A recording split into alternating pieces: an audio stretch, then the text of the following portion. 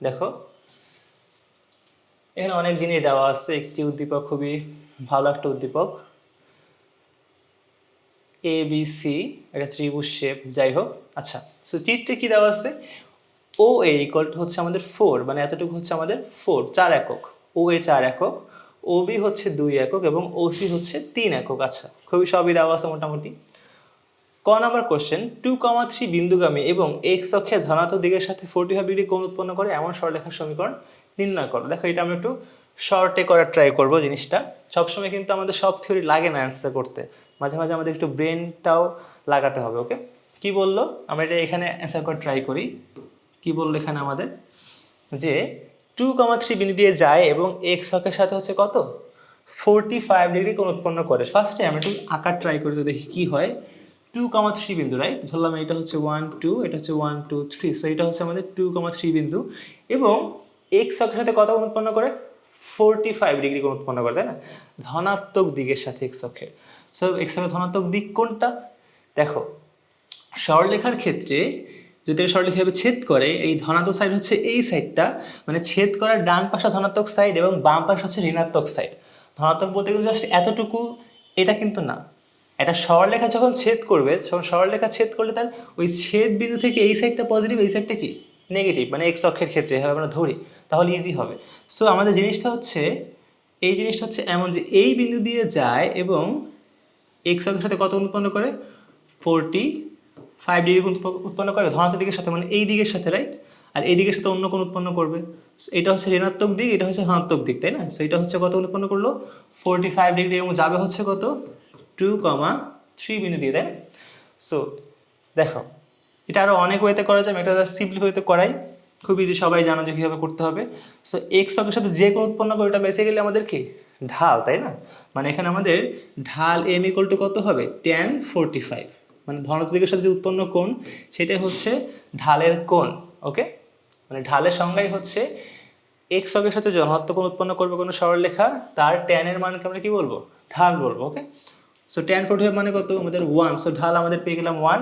So ঢাল জানি এবং যে বিন্দু দিয়ে যাবে সেটাও জানি, তাহলে আমাদের সরলরেখার সমীকরণ কি হবে, হবে হচ্ছে y minus y1 equal to m into x minus x1। So এখানে y minus 3 equal to m এর মান কত 1 into x minus কত 2।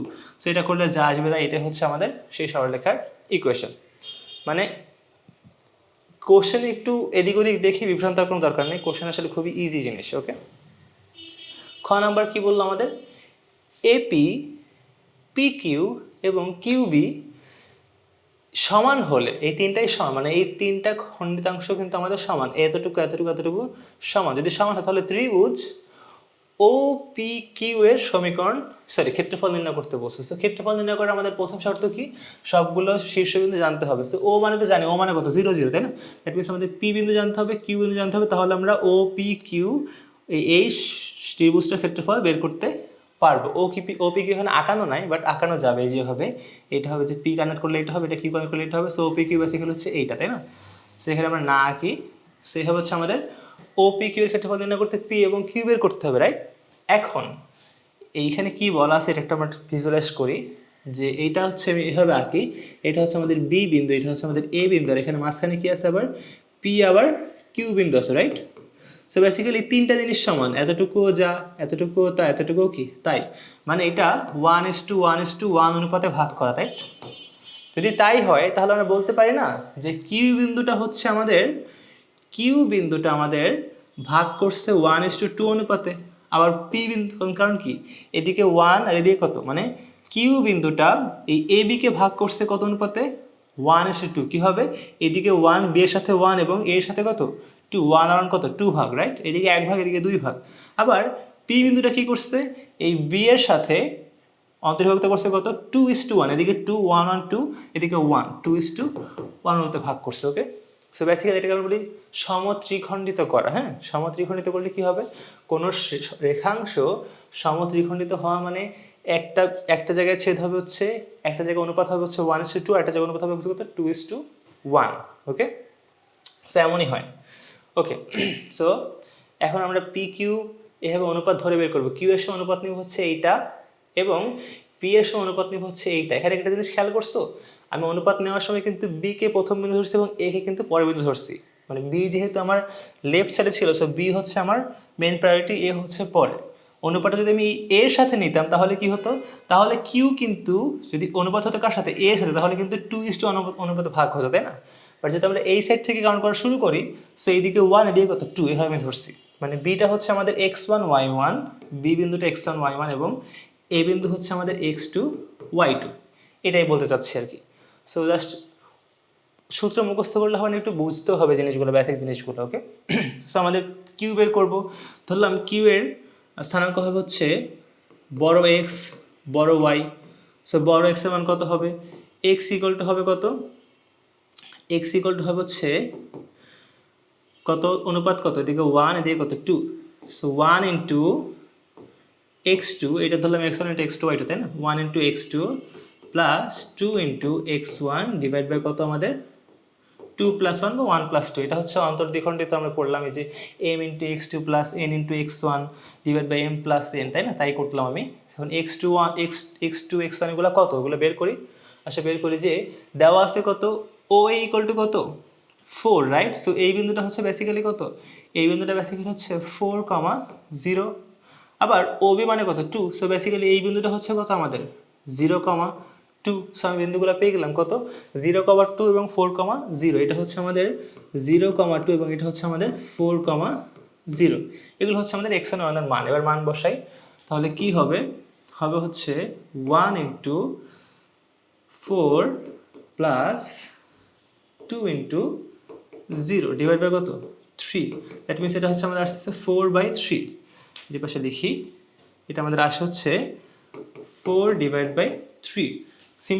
সিমিলার ওয়েতে আমরা হচ্ছে y বের করবো, এটা কিন্তু কিউ এর ক্ষেত্রে, হ্যাঁ এটা হচ্ছে কিউ এর ক্ষেত্রে আমাদের y বের করবো। কি হবে আমাদের 1 ইন্টু এই পাশের y1 y2 গুণ হবে 1 ইন্টু 0 প্লাস 2 ইন্টু কত 2 ইন্টু 3, 2 ইন্টু 3 না 2 ইন্টু 2, এই বিন্দুটা হচ্ছে 2 ইন্টু 2 ডিভাইড বাই হচ্ছে 1 প্লাস 2 মানে 3 আর কি। সো এটা হচ্ছে কত 4/3। আচ্ছা এটা তো কত আসলো 4/3 আসলো এটা বিন্দুটা, হ্যাঁ তাই আসতেছে।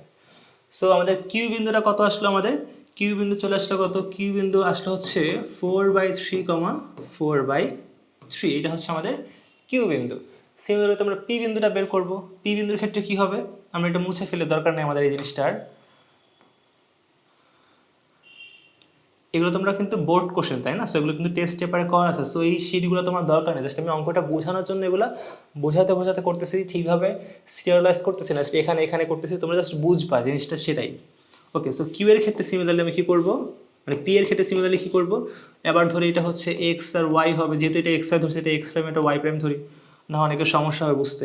So x prime equal to কত হবে, এবার কিন্তু 2:1 অনুপাতে ভাগ করছে, সো 2 ইন্টু 4 প্লাস কত 1 ইন্টু কত 0 ডিভাইড বাই, জাস্ট অন্তর্বিভক্তের সূত্র আর কিছুই না, ডিভাইড বাই 3 ইকুয়াল টু কত হবে 8 ডিভাইড বাই 3।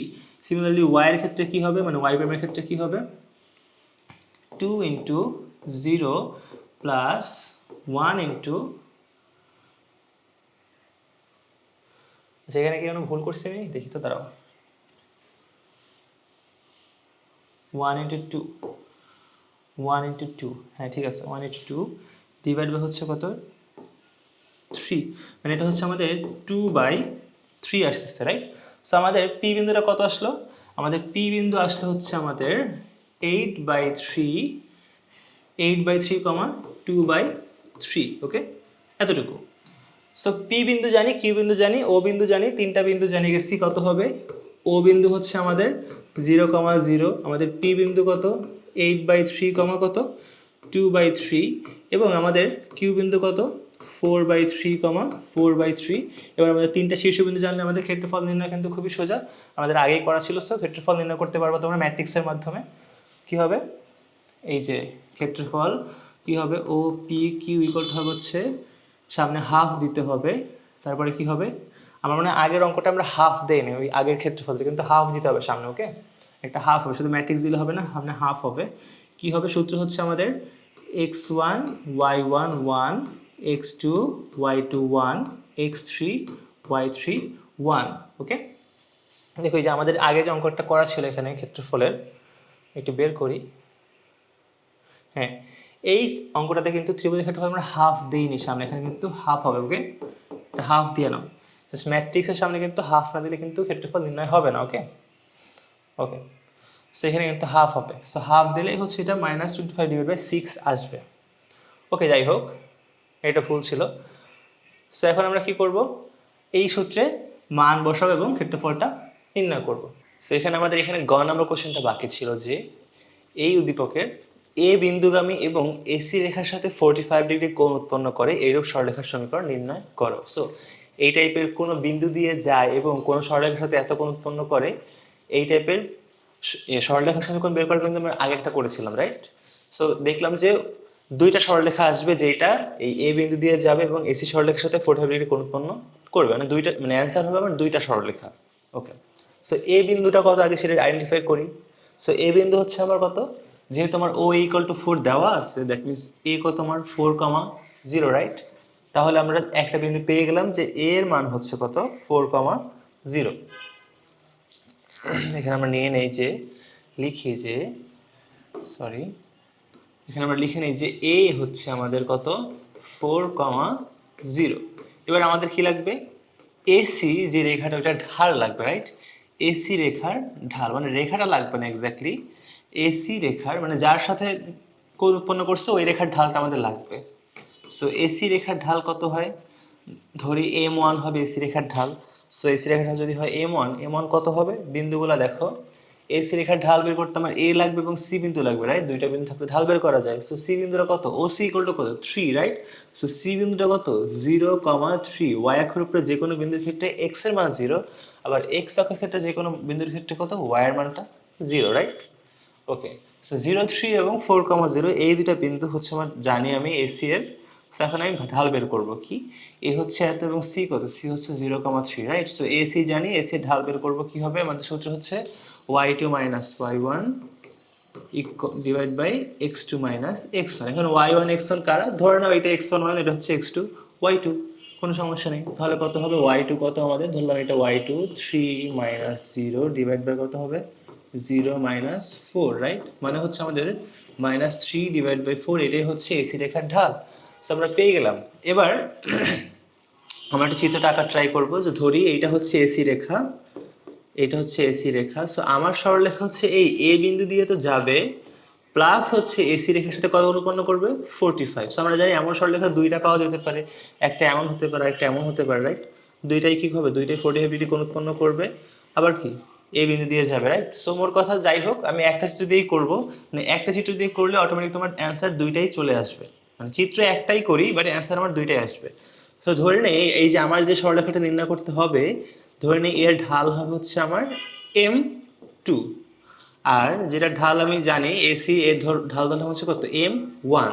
সো দুইটা ঢাল জানি, আবার মধ্যবর্তী কোণও জানি, তাহলে আমাদের সূত্রটা কি, সূত্র কি ছিল আমাদের, ঢাল আর কোণের মধ্যে ট্যান থিটা। এটা কি, এই থিটাটা কি, এটা হচ্ছে এই দুইটা সরলরেখার মধ্যে মধ্যবর্তী কোণ। যে দুইটা সরলরেখার ঢাল যদি, মানে সূত্রটা আমি এক্সপ্লেন করি, যে দুইটা সরলরেখার ঢাল যদি হয় m1 এবং m2, তাহলে এরা নিজেদের মধ্যবর্তী যে কোণ উৎপন্ন করবে সেই সূত্রই হচ্ছে এই theta, okay. Tan theta equal to কত, plus minus m1 minus m2 divide by 1 plus m1 m2। মানে ইউজুয়ালি আমরা কি করতাম, m1 m2 জানলে থিটা বের করতে পারতাম, যে দুইটা সরলরেখা ছেদ করছে এদের মধ্যবর্তী কোণ কত। এখন আমি কোণ জানি, একটা ঢাল জানি, এবার আরেকটা ঢালটা কি বের করবো, ওকে। সো এটাই হচ্ছে আমার কাজ। থিটা জানি আমি, ট্যান কত হবে, tan 45 equal to plus minus m1 কত -3/4 মাইনাস কত m2 ডিভাইড বাই কত 1 প্লাস m1 m2, রাইট। ওকে, সো m1 এর মান তো আমি জানি, এখানে বসাই মানটা। তাহলে কি হবে, এখানে যদি m1 এর মান বসালে কি হয়ে যাবে, এটা -3/4 m2, ওকে। ওকে, সো এখন আমরা হচ্ছে এটা সলভ করে m2টা বের করব। তো tan 45 মানে কত, tan 45 মানে হচ্ছে আমাদের 1 ইকুয়াল টু প্লাস মাইনাস, ওকে। এখন এই প্লাস নিয়ে একটা সমীকরণ আছে, মাইনাস একটা সমীকরণ আসবে, তুমি চাইলে এখনই করতে পারো প্লাস মাইনাস নিয়ে, কিংবা এইটাকে এই পাশে গুণ করে নাও তারপরে করতে পারো। মানে আমার কথা হচ্ছে, আমি বলতে চাচ্ছি যে এইটা করতে পারো, যেখানে এখন যা আছে সেটা থাকুক, -3/4 -m2 divide by 1 minus 3/4 m2, ওকে। আচ্ছা, এখন আমি কি করতে পারি, এইটাকে এই পাশে গুণ করতে পারি, প্লাস মাইনাসটা এখানে থেকেই যাবে উপরে, জাস্ট এইটাকে এই পাশে গুণ করবো, তাহলে কি হবে, তাহলে আমার হবে এখানে হচ্ছে 1 minus 3/4 m2 equal to plus minus কি হবে এখানে মাইনাস 3/4 মাইনাস m2, রাইট? হ্যাঁ, সো এবার আমি কি করবো, প্লাস নিয়ে একবার m2 বের করবো, একবার মাইনাস নিয়ে আরেকবার m2 বের করবো, এটা হচ্ছে আমাদের কাজ। সো আমি আরেকটা পেজ নেই, কি ছিল এখানে, প্লাস নিয়ে লিখি, প্লাস নিয়ে 1 মাইনাস 3/4 m2 ইকুয়াল টু, পাশে প্লাস নিলে কি হবে, এখানে মাইনাস 3/4ও থাকবে, এখানে মাইনাস m2ও থাকবে, রাইট? সেখানে আমার যদি m2 গুলো এক পাশে আনি তাহলে কি হয়ে যাবে, তাহলে এখানে আমার হবে হচ্ছে এই m2 পাশে হবে m2 minus 3/4 m2 equal to minus 3/4 minus 1, right? এটা হবে আমার।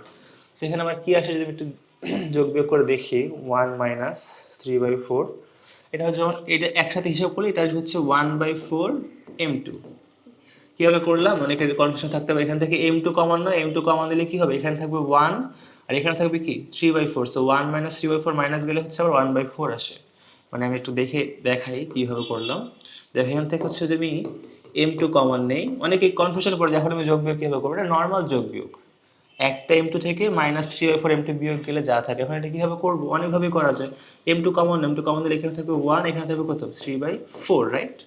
m2 ইকুয়াল টু এই পাশে কত হয়, মাইনাস 3/4 মাইনাস 3/4 মাইনাস 1, এটা হচ্ছে মাইনাস 7/4, যাই হোক। সো এখানে আমার কি হয়, এখানে হচ্ছে আমার কত আসে জানো, 1/4 m2 equal to minus 7/4, right? So 4 কাটা গেলে আমার কি থাকে, আমার থাকে হচ্ছে m2 equal to minus 7, okay. So m2 এর মান পেয়ে গেলাম মাইনাস 7, এটা কখন, যখন আমি প্লাস নেব। এই সেম কাজটা এখন আমি কি নিয়ে করবো, এই সেম কাজটা এখন আমি মাইনাস নিয়ে করব, মানে সূত্রটা সলভ করবো মাইনাস নিয়ে, ওকে। ওকে, এখন হচ্ছে আমাদের মাইনাস নিয়ে কি হবে, সেম সূত্র 1 মাইনাস 3/4 m2 ইকুয়াল টু কি হবে আমাদের এখানে, মাইনাসে মাইনাসে প্লাস হয়ে যাবে, দুইটা এখানে মাইনাস চলে যাবে, তাহলে এখানে হয়ে যাবে 3/4, মানে এখানে যদি সামনে মাইনাস নেই তাহলে কি হবে, এই মাইনাস আর এই মাইনাস প্লাস হয়ে যাবে, রাইট? তাহলে এখানে হবে হচ্ছে আমাদের 3/4, 3টা সুন্দর হয় না, 3/4 প্লাস কত হবে m2, এটা হবে, রাইট? এবার সব কিছু এক পাশে নিয়ে আসি, তাহলে কি হবে, তাহলে হবে হচ্ছে আমাদের m2 প্লাস 3/4, আমি এটাকে এই পাশে নিয়ে যাচ্ছি, m2 plus 3/4 m2 equal to কত হবে 1 মাইনাস 3/4, ওকে, এটা দাঁড়াচ্ছে আমার এখানে। সো এখন আমাদের কি আসবে, এটা করি, 1 প্লাস